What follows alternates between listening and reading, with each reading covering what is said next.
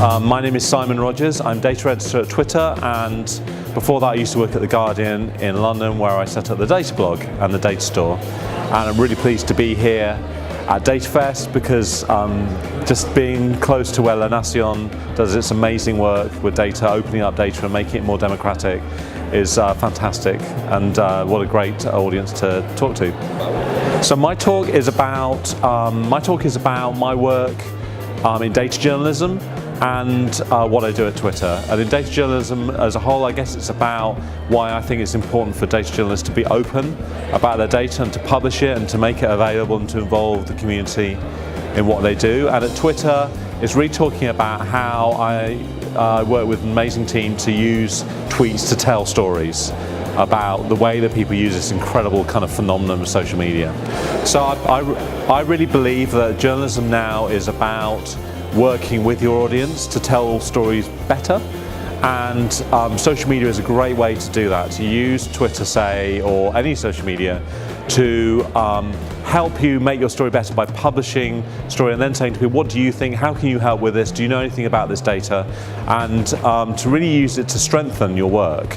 And so I've had loads of examples in my career where I've worked with people via social media and it's really made what I do just a ton better. I mean, Argentina is one of the top countries in terms of use of Twitter. You see really imaginative uses here, people are very active, and I think, you know, journalism kind of reflects society, so as journalists reflect that in their work, their use of Twitter will only get better. I think if you combine the open data work with the open community work that's going on, then you've got a really kind of unbeatable formula.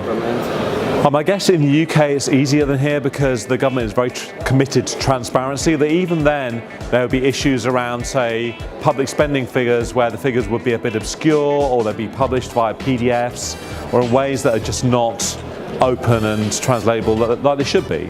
So I'd say all around the world these are issues that we face, but as reporters our job is to get that information and make it accessible and interesting for people.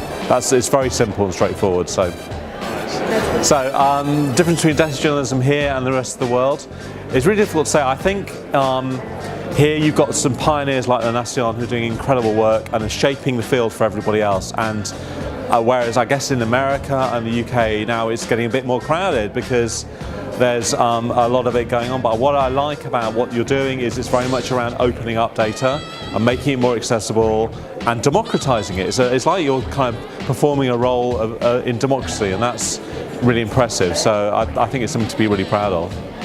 So I think the great thing about where we are now is there are tools that we can all use that make doing this job a lot easier.